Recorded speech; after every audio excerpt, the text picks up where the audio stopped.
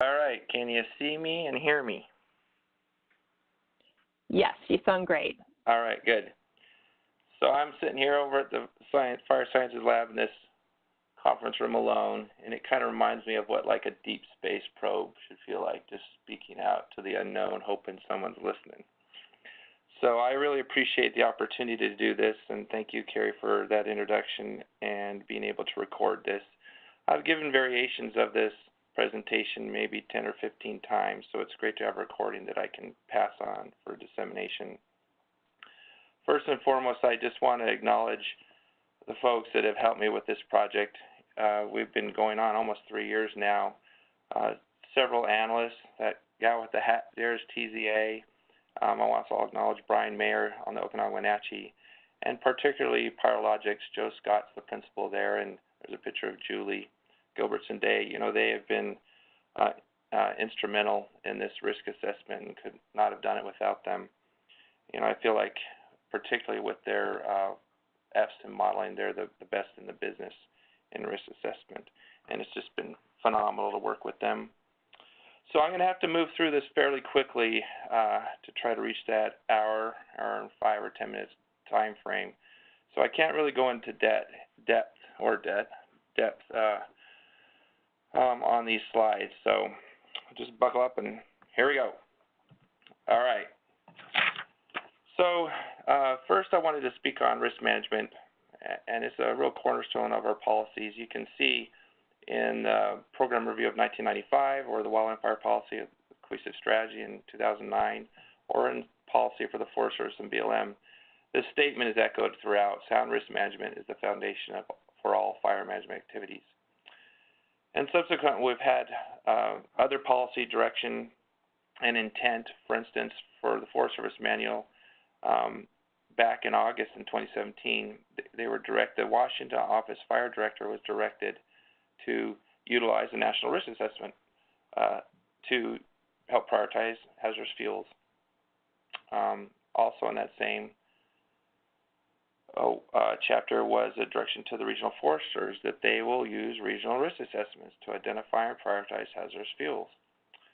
In the Interior Manual, there's several statements, and one of those is to use risk-based approach for life, property, and resource values, and that they will utilize these strategies in this wildland fire risk framework.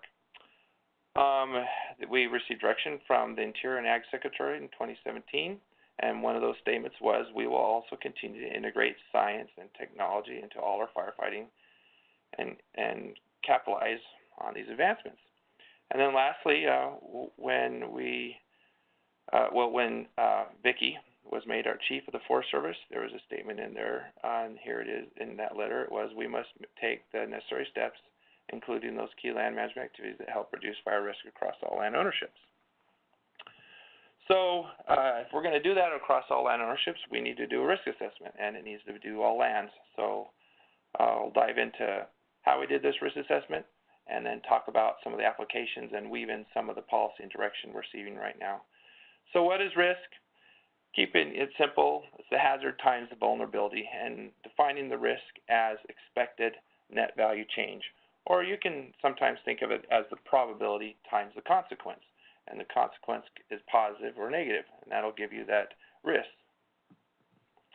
So I like to always give people a vision of where we're going. So this is the flow chart of the risk assessment in the Pacific Northwest, and this is how we did it, and I'll speak to each one of these things in detail.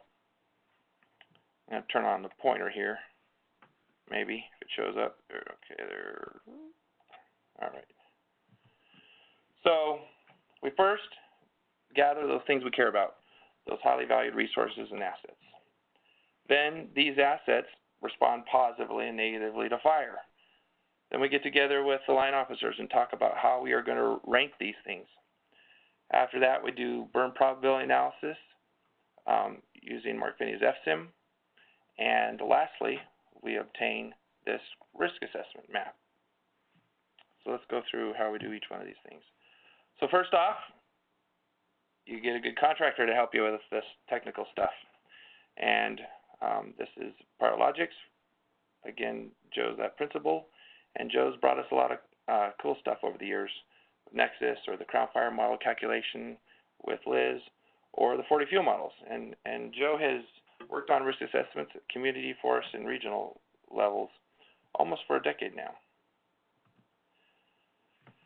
This is one of the publications that he authored with Matt and Dave, and it's that framework for risk assessment, GTR 315 from 2013.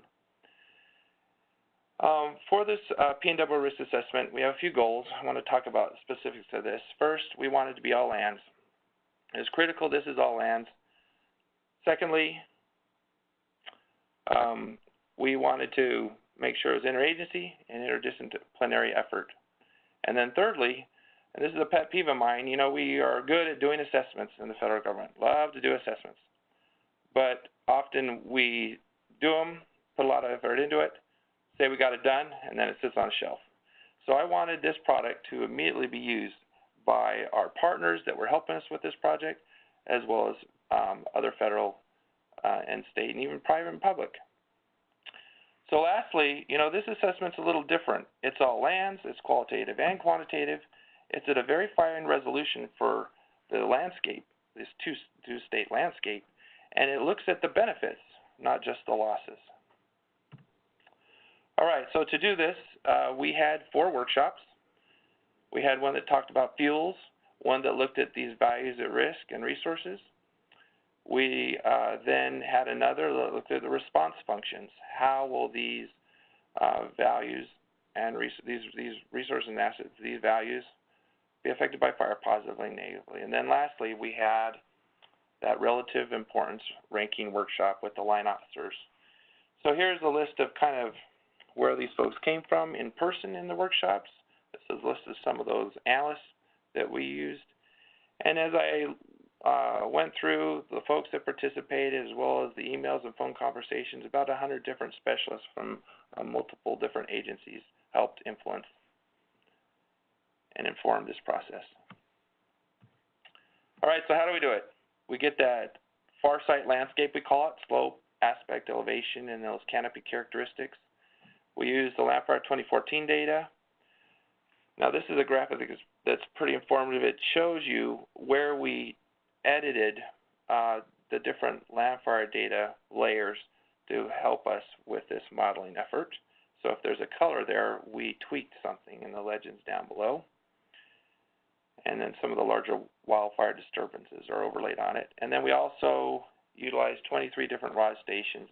I grabbed the ones that I'm familiar with, as well as talked to the local folks on the ones they thought most represented for a risk assessment.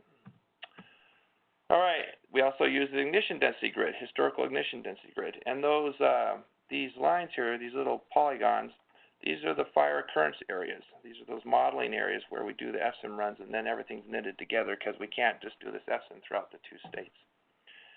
And so an example of FSIM, this fire simulator, in relation to fires that have occurred is over there on the right. And so you can see the light red fires are those historical wildfires from kind of 2015, 2017, and you can see those darker ones are the FSIM. So this one over here, I think this is Horse Prairie Fire. And here, so that's a real fire, and here's one of those simulated fires. All right, another is the HVRA list, the highly valued resources and assets.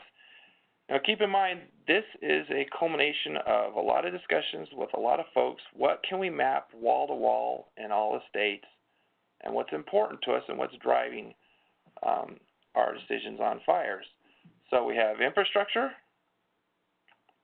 Keep getting a little pop-up about communication I keep referring to. So infrastructure.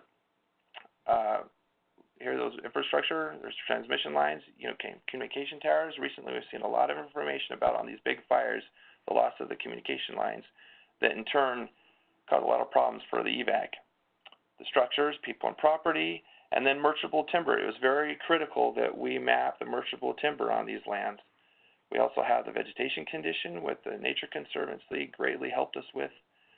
And then watershed. And on the watersheds, we focused on the municipal intakes as well as erosion. And then here's some of the wildlife species that were of concern.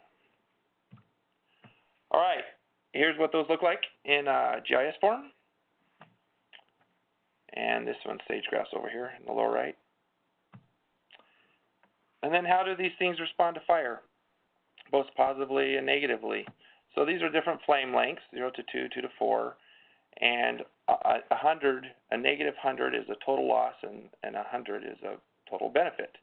So this is for assets, here's sage-grouse, and here's timber, and we have these different response functions based on these different flame lengths. Then we get together, and this is a picture of the line officers throughout the 2 states, some of those that could attend, and then we developed a ranking of what's important, not just based on the ranking itself, but also of how much is out there on the landscape. So we could see within the Pacific Northwest, about 33% is people and property, and then there's about 18% of importance for infrastructure. And then you can see how wildlife was valued, timber, veg condition, and water.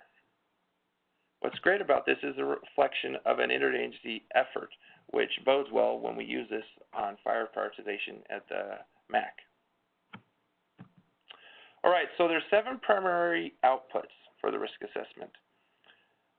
Relationships, burn probability, flame length exceedance, and then these 2 core ones, CMVC and MVC, those conditional and those expected net value change.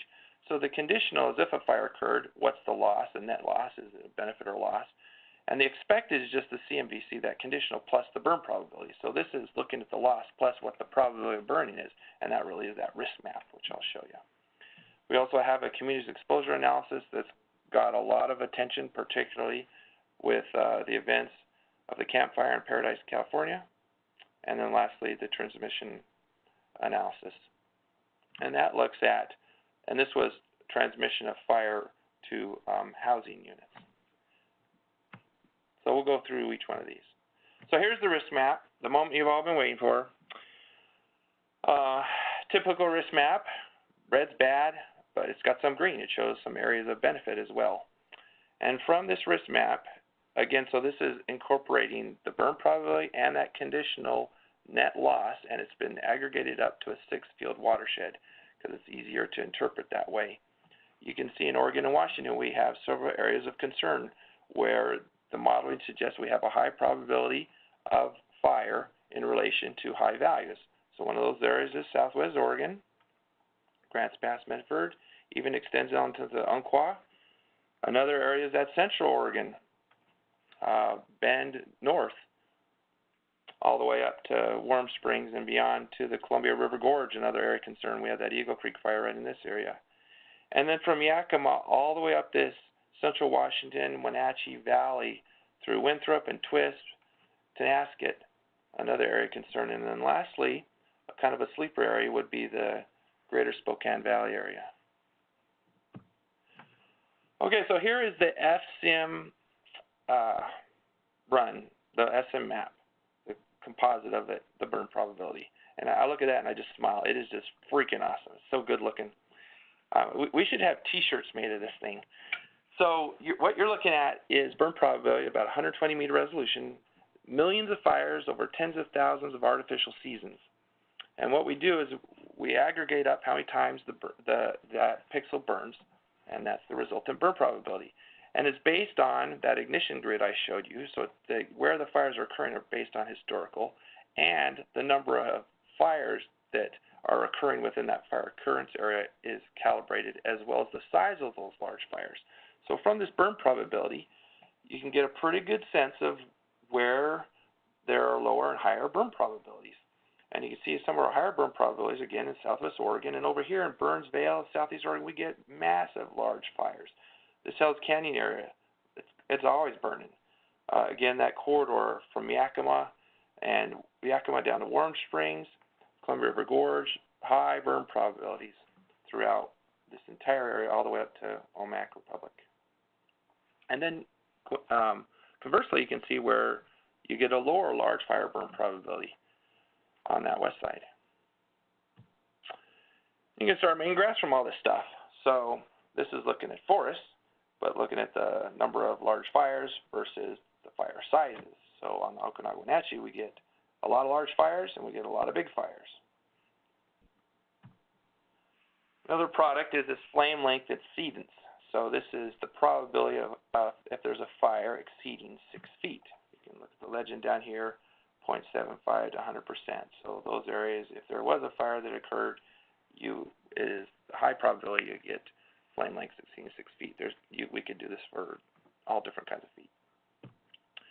All right, Julie makes these great graphs. So there are numerous summaries that can be made with this risk assessment data. And what you're looking at right here is all the HVRAs, so all that list that I showed you of things we care about. But you can look at this by just one or two different HVRAs. You can look at it by Forest Service or BLM or county or fire protection districts. You're looking at it you could also look at it by ownership or the administration boundary, or even could look at a buffer of that ownership or that administration boundary. So over here is a positive change on the right is looking at the veg condition, and these are the forests in Region 6. So this is the Rogue River Siskiyou up at the top. You can see on the Ochoco and the Okanagan Wenatchee. Now here, there's a benefit to fire. Down here, you have the legend. There's the orange is people and property. That dark orange is timber. So you can see there's considerable loss on for the Rogue and the Umpqua in respect to wildlife and timber, as well as on the Mount Hood and the Okanagan Wenatchee. All right, so let's talk about some of these applications. This is where most people like to spend their time and give folks ideas how they can use a risk assessment. We are almost all of the Forest Service regions within the next year and a half will have some access to a risk assessment. Some are newer, some are older, but you could start doing some of these kinds of things in your area. So the rest of this presentation is to give you ideas of how you could apply your risk assessment. So we'll look at the regional scale, state, county, unit, look at the project area, CWPP, that's so community-wide protection plans, and then also down to smaller community and city level. I'll show you some of these applications. So the final, the initial risk assessment kind of came out in mid-2017, and then the final release was in the spring of 18. And I want you just to note how many different applications have spun off of this just within that year and a half time frame. It's been absolutely phenomenal. So at a regional level, community exposure, field treatment prioritization, it could help us inform brush disposal and hazardous fuel dollars and preparedness dollars. The preparedness dollars are the ones that give us our resources and where the bulk of the money is. We could also look at individual species of concern, as well as we could utilize this during the fire season. And we can utilize this for disbursement of emergency funding at regional level, as well as communicating this information to our partners, public, press, and homeowners. So the Omnibus bill, I looked that up, Omnibus, by the way. It's like, think of it as like a junk drawer. All sorts of stuff thrown into it. And on page 1,809, I mean, when have you read something that long in your life? On that page, the Chief of the Forest Service is directed to create this geospatial map to inform at-risk communities due to wildfire. And they want a web-based portal. And this risk map, as we have it, will help us, once we have it, will help us to prioritize fuels. And it'll help us to depict these areas on the ground where we could have structures being ignited. So this is a project that just is starting way, and it's headed by FMI. And if you want more information on it, I can send that to you. But we started doing this about the same time when this came out, so we thought it was interesting that we were kind of thinking the same lines. In that the summer of last year, we created what they are referring to, which is going to be used kind of as a template. So this is that exposure to communities assessment, and then I have a table after this, and this is something that's gained a lot of interest in Oregon and Washington. It's been in multiple papers and news outlets. So we can see, looking at exposure only, where are areas where there's the highest burn probability and those areas that could go into expose the most homes to fire. It doesn't mean this isn't a loss. It doesn't mean there'll be where there's greatest losses to occur, but where these communities could be exposed. And we see kind of those same areas that we've talked about, Southwest Oregon, Central Oregon, and then that corridor throughout Washington. Again, look at a lot of homes exposed over here in Spokane because of the size of the town. And here's that list. So in Washington, I don't differentiate between 1 or 10 or 15. To me, you're in the top 10, you're up 20. There is heightened concern. So in Washington, Leavenworth, Ellensburg, Spokane over here, there's Wenatchee and Chelan. Further down, Cashmere, Tonasket, there's Twisp. And then in Oregon, Merlin, that's at Southwest Oregon. There's Medford, there's Bend, there's Redmond. Ashland, you hear a lot about Ashland, the Ashland watershed, and some of the others. And then over here, if you look, here's Warm Springs. Warm Springs has the highest burn probability associated with the community. There's fires constantly around there, but there's few less structures exposed, so they're a little bit lower down on the list. All right, let's talk about fuels treatment. So the Office of Inspector General, OIG, in 2016 did an audit, and they came down pretty hard on the Forest Service, and there are a few statements. And here they are. Forest Service lacks a consistent analytical approach to assessing the level of risk.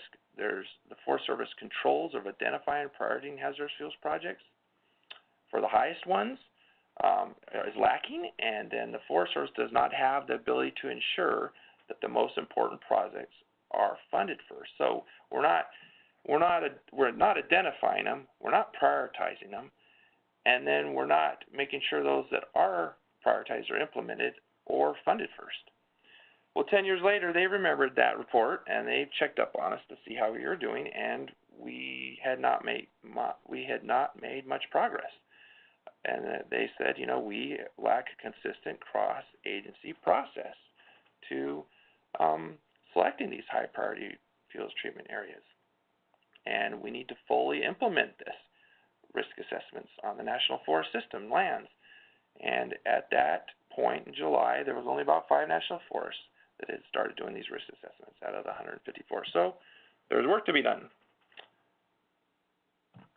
All right, so this is what they are trying to get us to do, right?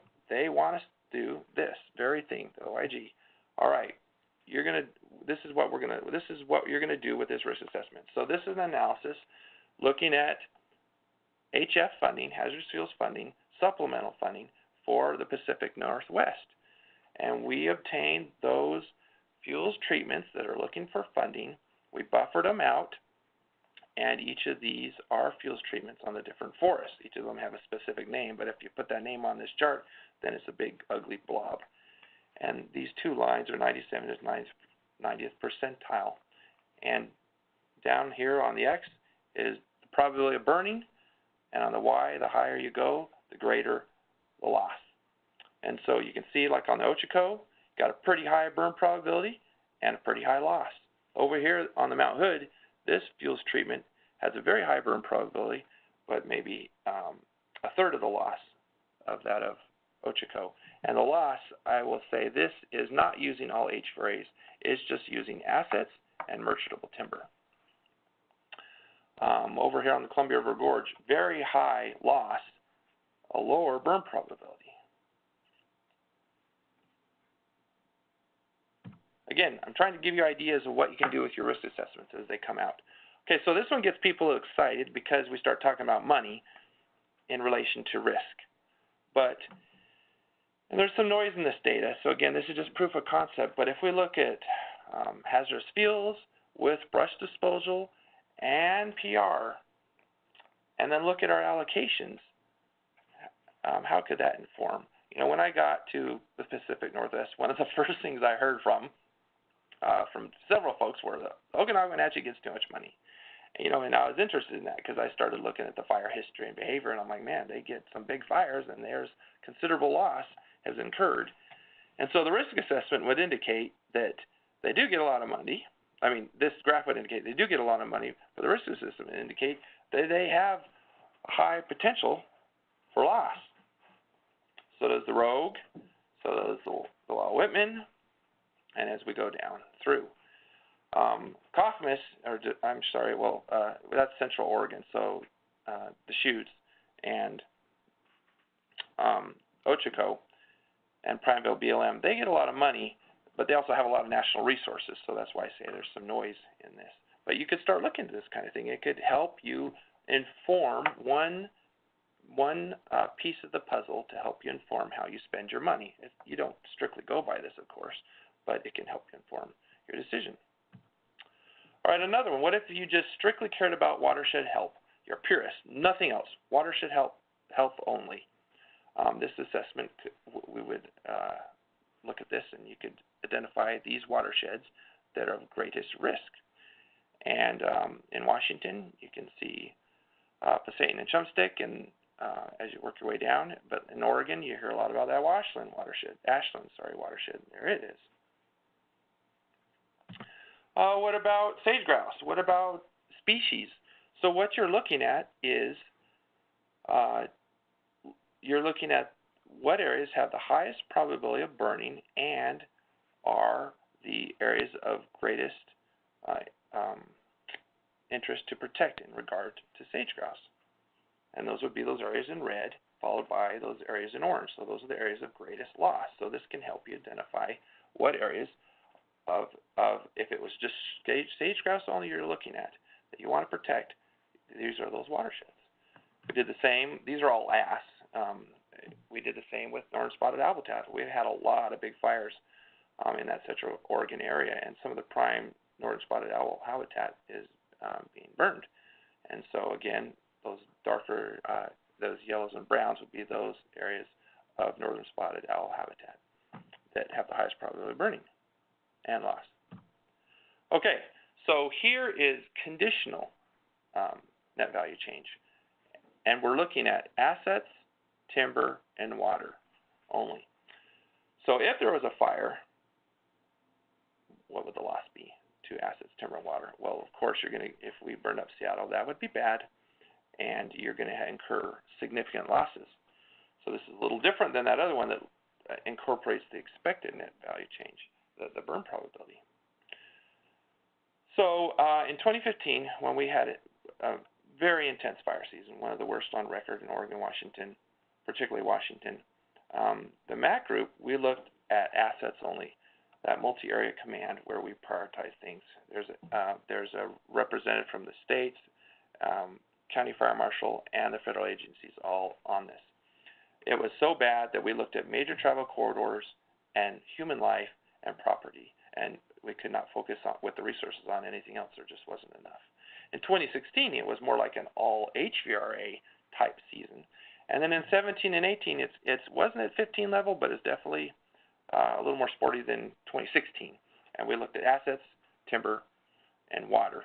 And so that's the one you're looking at here. And those red are those areas of greatest loss. So I want to show you how we use this to help with the prioritization of fires. So what we do is instead of, remember that expected net value change, which is that conditional with the burn probability, we pull out the burn probability, and instead of the SM burn probability, we insert the FS Pro burn probability for a given fire. So we, using 8 different analysts, we modeled using FS Pro on 25 different fires for a 10-day run, the second week of September. And then we combined it with the CMVC layer to create these lines. Now this is kind of technical, but just run with me here. It's easy I'll just explain it simply. So each of these lines are fires. See the fire names down here. And this is a loss going this direction. So this is the greater loss, you go this direction. And this is the probability here. Over here on this side is a benefit. Well, we're just looking at assets and timber, and so there was not any benefits to these fires because we're just strictly looking at these two, and assets and timber almost always respond negatively to fire. So the fires at this time for that 10-day period were Abney and Blanket and Checo. There's Eagle, there's Jolly, Norris, Whitewater, Scorpion. You could probably remember some of these names. So the analysis indicate at the beginning, Norris Peak and Eagle have a higher probability of loss than any of the other fires. This one's Checo. But as time continues throughout that 10-day period, the losses on Checo continue to begin to build and mount. And by the end of the simulation, the two losses that have those far left lost tails are Eagle and Checo. I cut them off because they were just such significant loss out in this direction. Even Eagle even outpaces it. That's the one in the gorge because it eventually gets into Troutdale and Gresham, which would be quite considerable losses in people and property. And so if you were just simply looking at what the science said would bring to bear on this problem, looking at potential loss over the next 10 days, you would say those standout fires would be Checo and Norris Peak and Eagle and Jolly. So we're calling those exceedance probability covers this process. Now let's say instead of multiple fires, you just look at one fire, and this is on Boyd's, the Boyd's fire over a 10-day period. This is northwest of Spokane. See down here these colors? This is HVRA groups instead of individual fires. So this is just one fire looking out 10 days. Start at the simulation. There's a high benefit to fire in vegetation condition. However, and then the zero line, it looks like wildlife habitat a little bit of a benefit, and then throughout the simulation time, looks like it's about zero, so no change. There's a little bit of a negative benefit to water, and infrastructure, but look, there's much more of a loss to people and property because it starts bumping into Boyd's. So that's another thing we can do with these curves and put it in the FS Pro run with the risk assessment. But you just got to make sure that your FS Pro runs, were done well. All right, another one that we're applying was this transboundary transmission analysis. So looking at what areas go on to burn our WUI, and based on the simulation modeling, here's some of the statistics for Washington, and now I have a slide for Oregon. But look at private. So much of those private lands contribute to housing exposure. A good example of this would be in that Bend-Redmond corridor in Oregon, where so much of that is not federal or even state, it's private. So you would interpret this as about 64% of the housing unit exposure in Washington was associated or came from wildfires starting on private land. So this is why it's so important that we embrace the cohesive strategy and the tenets of it, that we focus on shared stewardship, because a lot of these lands where the values reside, particularly people and property, also are those areas that are transmitting risk. Here's Oregon's.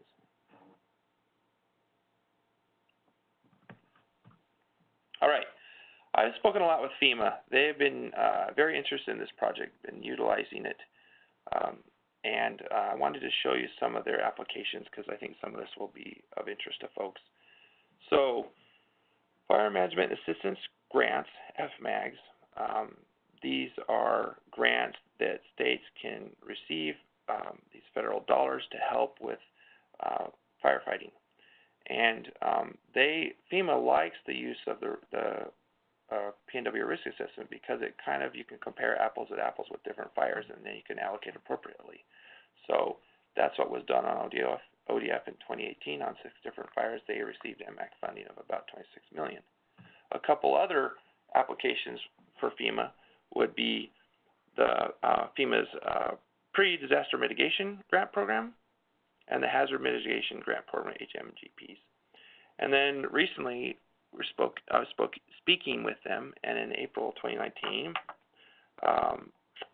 they are considering using it for their programmatic environmental assessments, the PEAs they're called. All right, State of Washington. They have just really embraced this and have been utilizing this in multiple levels. I've really appreciated their support and interest, particularly Division of Natural Resources. Their DNR's 20-year Forest Health Strategic Plan 33 different planning zones. The risk assessment is integral to this effort. In Washington, they utilized it for their wildland fire protection strategic plan. And then lastly, fire districts have been using the risk assessment in Washington to help with allocation of their risk reduction grants. Oregon has this really slick portal. It's a website. It's called Oregon Explorer. Within it is the wildfire risk component to it. And Teresa, or TZA is her nickname, is with ODF, and she has been the lead of this effort. But what we've done is we've served up the risk assessment for all of Oregon into a public and a professional portal. And Washington is potentially going to do the same. But this is a great resource for folks to go and look. All right, county application. Still working on these applications here. So again, one of those slick graphs from Julie looking at loss. Those tails greater the loss. So we're looking at infrastructure, WUI, timber, and water. And you can see there's two standout counties in Oregon, and that would be Josephine and Jackson. And then there's Hood River and Wasco down below. And you can see considerable loss in people and property in Josephine and in Jackson. I have a graph for Washington coming up. Another use was Kittitas County in Washington. And here is the Washington counties. You can see Chelan and Kuditatat and Kittitas are the three. There's Spokane right below it. But you can see considerable loss in Chelan. And so, you know, Kittitas used the risk assessment for their CWPP planning effort. And this is a map of that effort in here. And this is burn probabilities, large fires like that's Jolly. Here's an area of heightened concern. There's Cle Elum, and there's Ellensburg. So I think, you know, people ask me often, what's the appropriate scale where you can use the risk assessment? And I think down to the CWPP level is great, county for sure. Study area just depends on how big it is. When you zoom down to a pixel, that wouldn't be appropriate. All right, what about where can we utilize the risk assessment for benefit? And so this is just like ranger districts, but you know, a lot of opportunities for benefit on the Immigrant Creek Ranger District and the Eagle Cap. You know, there's the Eagle Cap Wilderness there on the Whitman, the Pomeroy, and the Tenasket. So not just looking at loss, but where is benefit to fire? The chutes. So this is one of those field treatment things again from like the OIG was wanting, but instead of looking at it on a regional scale, we're just looking at on the chutes only. So here are a bunch of the chutes, National Forest fuels treatments, and here's that 97 percentile line, and these are different fuels treatments. So if you were only you had a finite amount of money and you're only looking at risk, these fuels treatments, this is again higher probability, and this way is greater the loss. So this one would be the project that has the highest loss, and this one would be the project that has the highest probability. Well, this one is, but this one for a loss. All right, ownership. You know, by field office, for assets, timber, and water. So now we're looking at some of the BLM units. Medford, Grants Pass, Medford, Roseburg, Spokane. Common names. I had fun with at our spring fire leadership team meeting, BLM. I just had a little pop quiz. Where do you think the highest expected loss is? And loss, we were looking at these assets, timber, water, and sage-grouse, and then looking at the different districts.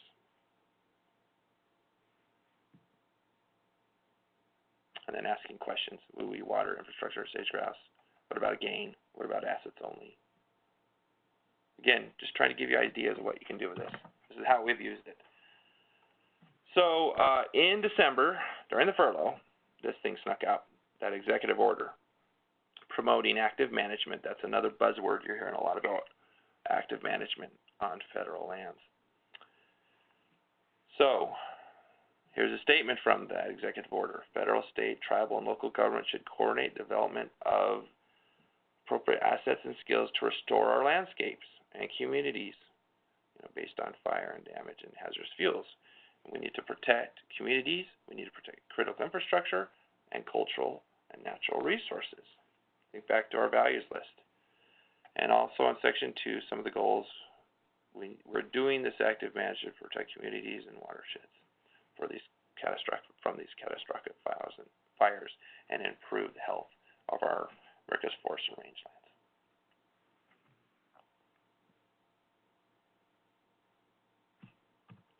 All right, after that executive order came out, the Chief of the Forest Service sent out this press note, which stated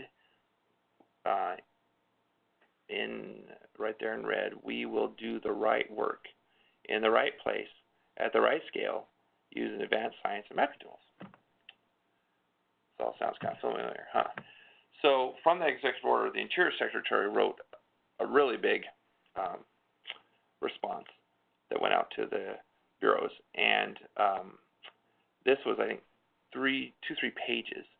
And there was one thing in particular that, they said, hey, we're going to get on board with this. We're going to start doing risk assessments. It also said, in number D here, start looking at physical features on the landscape to help us with the containment of these fires.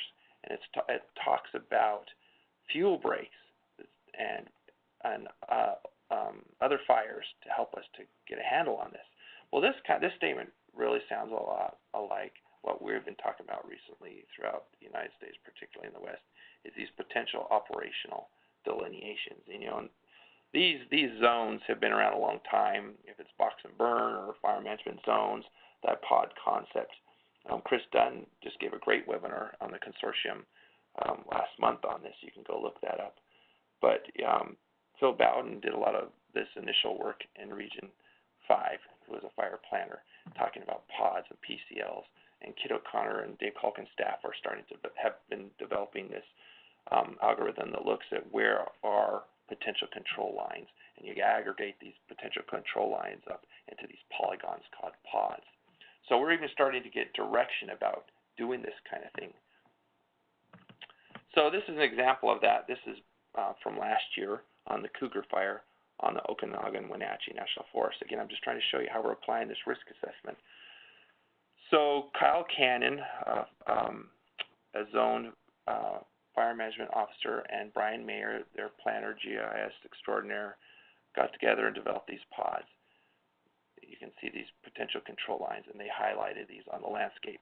They then also got this machine learning algorithm from Kit O'Connor that's being displayed in the background here, and it's overlaid so you can see where Kyle Cannon's pods were in relation to where the modeling would indicate the fires would lull or stop, and the blue areas are those areas, that's a lake, so where the fires would stop. So that's where that pod boundary is, right here, where the fire occurred, right here.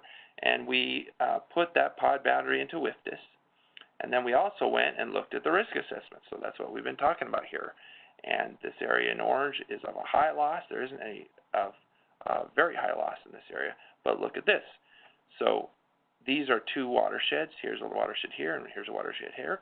And these are both areas of low to very low benefit to fire. So you've got this pod boundary. You have a quick assessment from the risk assessment that says, looking at all these values, this is all values, you can see that there's a benefit for the fire burning in these two watersheds. So in turn, this information was communicated from in WIFDIS and from the line officer to the fire staff and to the team, and ultimately they did utilize this pod boundary in the containment of the fire. What I like about this, it wasn't all neat and pretty and behaved right? It spotted across the line. They had to catch it. They had to go on to two more different pods in these areas. But in the end, they were able to contain this fire, and they had already pre-identified these pod boundaries, which I think was very helpful in managing the fire. All right, what about communities? Getting close to being done here. I think we're doing pretty good on time. So Seattle, little town called Seattle, they were interested in some of their municipal watersheds and the impact on those. So they've been utilizing this risk assessment. Troutdale, when they had that Eagle Creek fire, they were unfortunately next in line for destruction if those winds would have continued. And we had some good discussions with those guys, and they've been trying to incorporate some of this information in their planning. In Washington, rural forest health management and conservation districts have been using this with private landowners. On Deschutes County, they've been looking at possibly utilizing this for some land use and regulations within the wildland-urban interface. Last week I was over on Deschutes County, the fairgrounds, and they were doing a fire simulation, and a little bit of the basis of what I showed was this risk assessment. A few weeks prior to that, I was over in Leavenworth talking to the city council about what homeowners and community members can do to protect their homes from wildfire, as well as this risk assessment. And then lastly, Grants Pass, Merlin, remember, here's your number ones in Oregon and Washington. Again, last week, talking to them about the risk assessment and the home ignition zone, authored by Jack Cohen, and the importance of that, and integrating large fire burn probability with risk assessment with the home ignition zone to hopefully mitigate loss of property and life. Another one is the community level would be the CPAW effort, community planning assistance for wildfires. And this is a national effort. They have these CPAW efforts, and one of the things they do is they need burn probability, they need risk assessment information, so they've been tapping into this regional risk assessment for these smaller risk assessment projects. How about you can utilize this for pre-season simulation, like Ben just did. I like this statement from Donald. It was great. It's about knowns and unknowns. There are known knowns. These are the things we know. There are known unknowns. That is to say, there are things that we know we don't know. But there are also unknown unknowns. These are the things we don't know we don't know. In respect to the campfire, was that possibly a known unknown? They knew they had a concern there. They knew they had a potential fire problem. But maybe the unknown was the potential devastating impact of a large fire to that community. So I think the risk assessment could help alert us to some of these areas of concern, and you can start developing this dialogue and reaching the public and the communities, and to be able to facilitate actions to mitigate risk. So one of those areas, again, Central Washington, Southwest Oregon, and Spokane in particular. Spokane has been relatively quiet. They did have this Carpenter Road fire in 2015. What if they did a simulation using the Carpenter Road outputs, but made it a little closer to Spokane? That could maybe be akin to what they saw in 91, where they had winds of 60 miles an hour and lots of homes threatened and several homes destroyed. But this kind of stuff can be used in fire simulations and to help you know where you should be doing these. And lastly, access to the data. So on the Forest Service, on the T drive, BLM, we're still getting it on some of the internal drives. You can access it for Oregon in the Oregon Explorer. Washington, they're looking into a state portal. Lastly, you can send me an email, and I can give you a Google link to the information. I try to keep that up. And Carrie, that's all I've got. Appreciate your attentiveness, and can open it up for questions. Awesome. Thank you so much, Rick, for that information. A handful of questions did come in while you were talking, and so I'm going to do my best to help us backtrack a little bit. Before the response function slide that you showed some map slides of timber, water, and the question is around what about protection of cultural or historic structures and places during a wildfire? Yeah, that's a great question.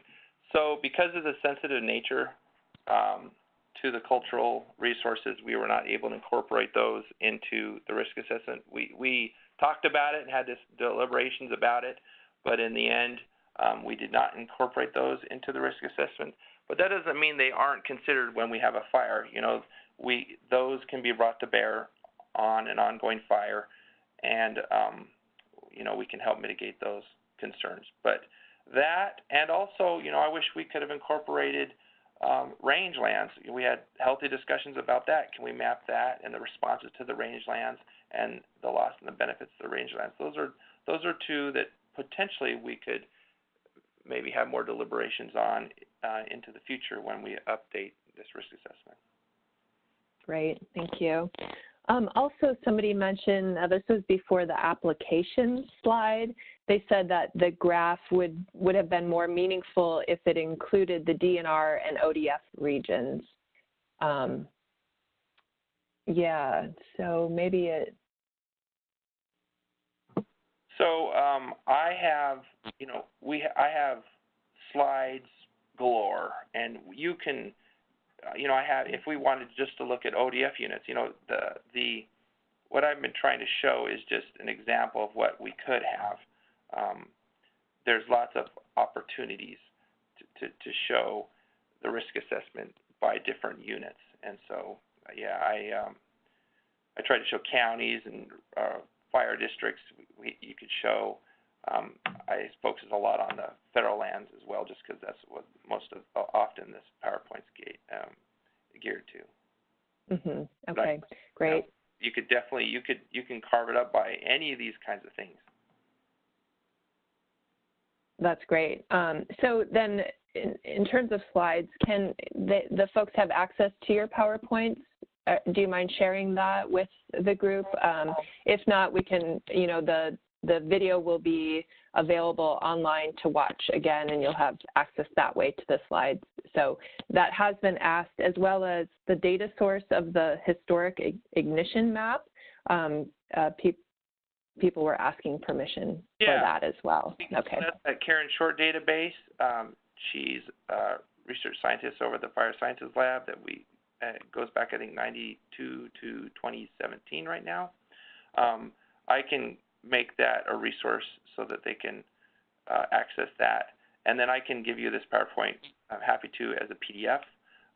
And then they could use that as well as this recorded. And we'll also make available, I think, the exposure report is of interest to a lot of folks as well. Great. Excellent. Thank you. Okay.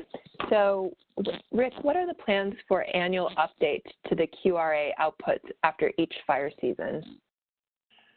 Oh, yeah. I love that. Very valid point.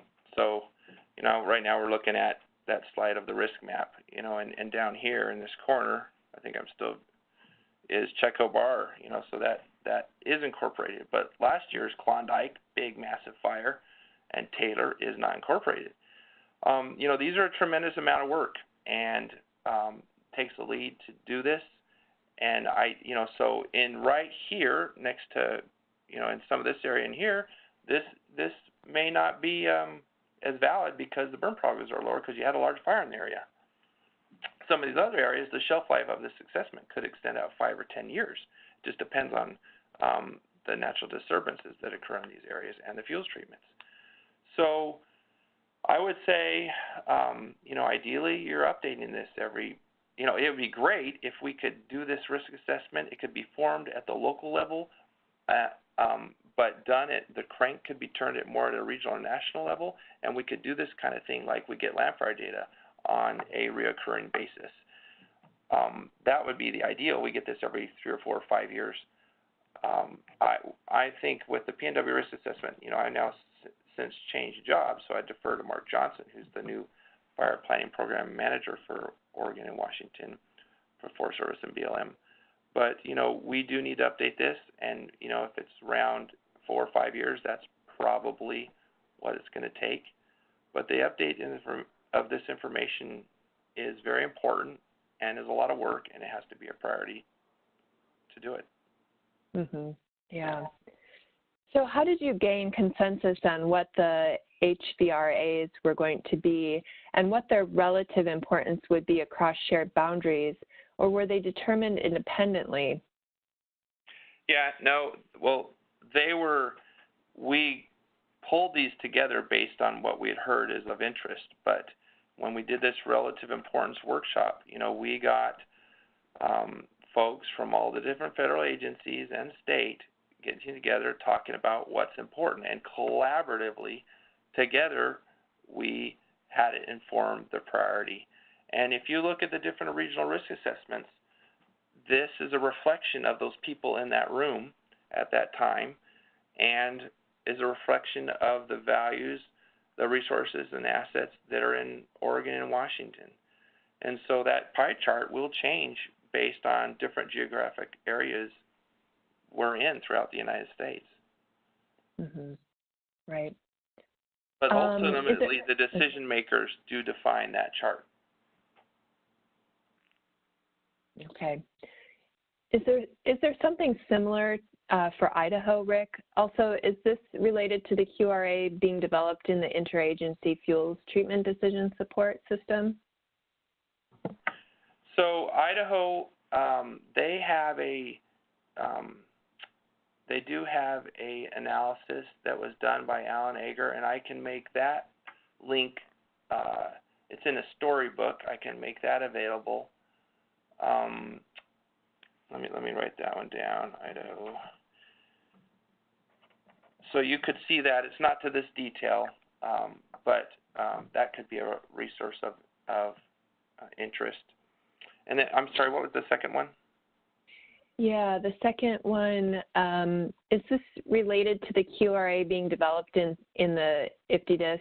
Yeah, so that's okay. a question. So IFTDIS is that fuels decision support system, and it's still in development. And so the RDNA, those folks at that, with the Research Development Application Unit of the Rocky Mountain Research Station, are the ones that in charge are overseeing the development of IFTDIS. They have this module, which is risk assessment. And, it's still in development, so, and I'm trying to inform on a steering committee for this, but potentially could we ingest some of these regional assessments that IFTDIS in turn utilizes, or IFTDIS will also could create some of this, generate some of this information, but it would be probably different. It would be different than the regional risk assessments. That is something that we need to continue to talk about and discuss. Okay, so unfortunately, we are getting close to time, and I do want to mention a couple of things before we head offline here. One, just a quick announcement that if you aren't already aware, the Joint Fire Science has announced a funding opportunity for the fiscal year, and if you want more information on that, go ahead and go to the Northwest Fire Science Consortium website. We also have a couple of other webinars coming up soon. On May 1st, we have Angela Bogue, Growing Up, Findings from the JFSP Student Project on Post-Fire Conifer Regeneration Trajectories in Eastern Oregon. On May 7th, we have Josh Clark with the Washington DNR presenting an outlook for the 2019 fire season in Oregon and Washington. I don't know about you, but I'm super interested to hear about that. And on May 9th, we have Corey Blankenship and Jim Smith presenting What's New in Land Fire, Remap. So I want to take a moment to thank you so much, Rick, for taking time out of your schedule to talk to us about this important topic today, as well everybody else for taking time out of their busy schedules. At the end of this webinar, there's a super short survey, I mean like 15 seconds short. I encourage you to take that. That information helps us to measure impacts from the webinar.